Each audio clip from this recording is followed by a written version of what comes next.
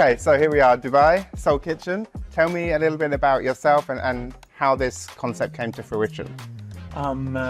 Myself, I started my career in music and arts and entertainment, and as well in brand management for the first good 9 years of my life. Okay. And 10 years ago, myself and my three partners, Jaitala and Samer, decided to embark on starting our own company, which is called Factory People, who's the company behind Soul Kitchen.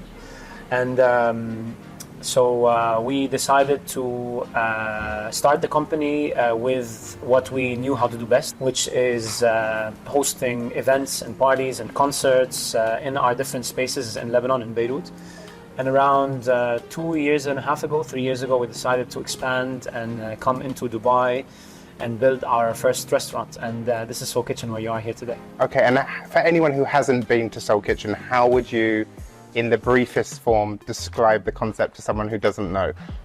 I think when we wanted to start our first restaurant, we were trying to understand, first of all, the market and the ecosystem. Mm-hmm. And the ecosystem had a lot of casual dining, fine dining, and we weren't able to see ourselves in any of those categories because what we offer in Soul Kitchen is we offer a full experience, you know, from the food to the design to the music to the artistry and the artists, the regional artists and their artworks that you see in the entire space.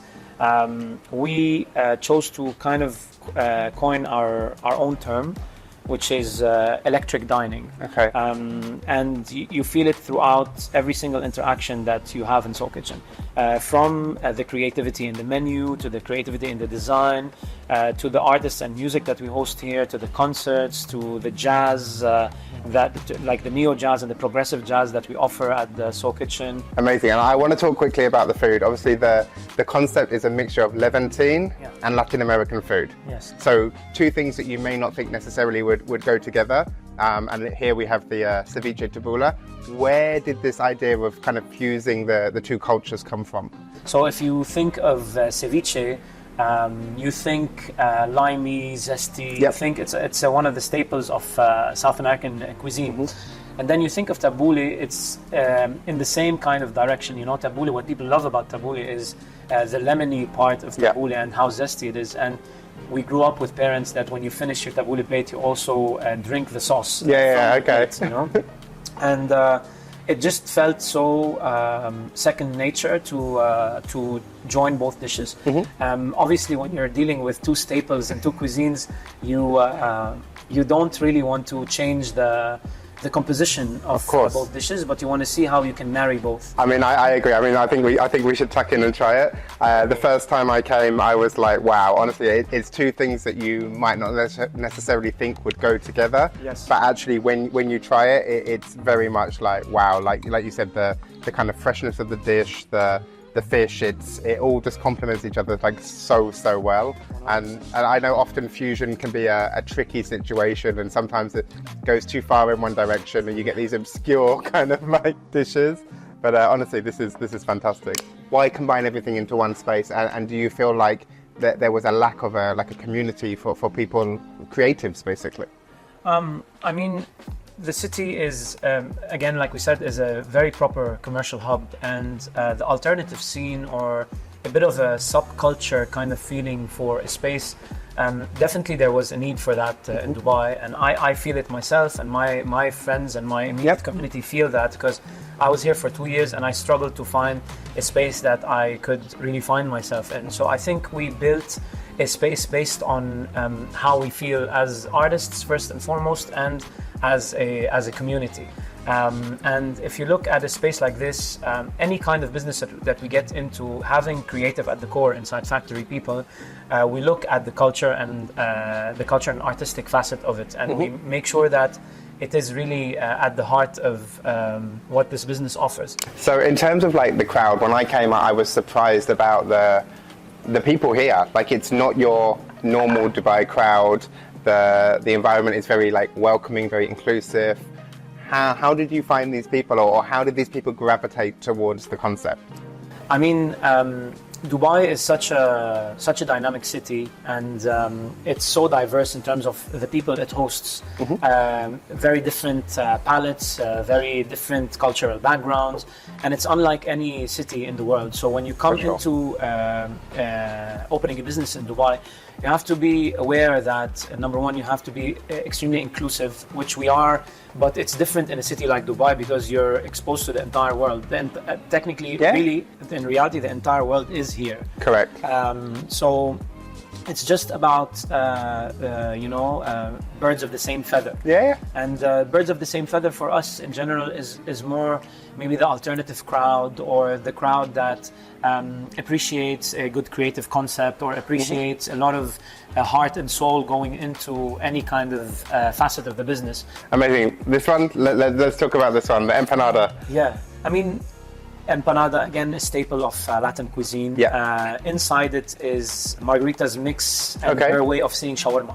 Nice, so it's technically a shawarma empanada with a wakasaka sauce on the side. And again, it just felt, this is one of those dishes because in our part of the world we have sambusik, which is extremely close to empanada, almost the same thing.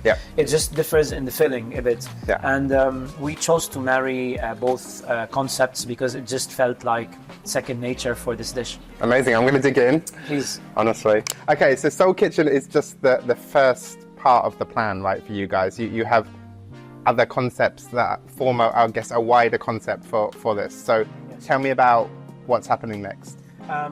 Our concepts in Beirut are known for being multi-room experiences, and you go into one space and you're able to enter and exit into many rooms that have different vibes, different approaches, different music that's being offered, entertainment. And we wanted to also carry that with us because it was, how we started it all. And when we saw this space, it was just one massive space. And we decided to compartmentalize it into three different spaces. The middle space would be Soul Kitchen, where we are right now. On the left side would be the club that is coming soon in September.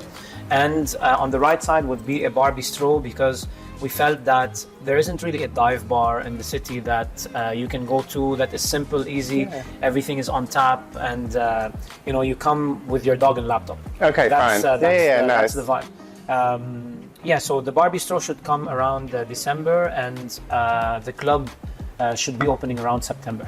Okay, wow. Amazing. Honestly, it sounds fantastic. And talking about, obviously, 2024, you've got a new opening here, a new opening here. Any other future plans you can talk about? In Dubai, we've been partners since day one when 25 Hours opened. If you recall, we did the Love Night. That's a wild one. I feel that really positioned us well to understand the city better. Our partners in Ennismore and 25 Hours are beautiful partners. And we're opening a venue together in 25 Hours as well. A new venue? So, yes. Amazing. That should open in the September of 2025. It needs no introduction, to be honest with you. Your favorite? This is my favorite dish on the menu. When I came the first time, I was like, wow. But honestly, please talk me through it. Red snapper is also a fish that's consumed widely here in the region and in Latin America. Chef sources this red snapper locally, which is amazing, and it sits on a bed of a lot of Caribbean flavors. There's a lot of sweetness in there. There's a lot of plantain puree, some pineapple, and when you also apply the zest of the lime in there, you get a lot of different flavors. Like it's somewhat of an explosion of flavors on your palate. Amazing. So I know that you've been waiting for this for a while. I've been waiting for days, literally. Let me serve you. Thank you. Good answers, honestly. Appreciate it. Thank you. And honestly, thank you for your time today. It was so nice, honestly, chatting and hearing about everything. Thank you. Thank you.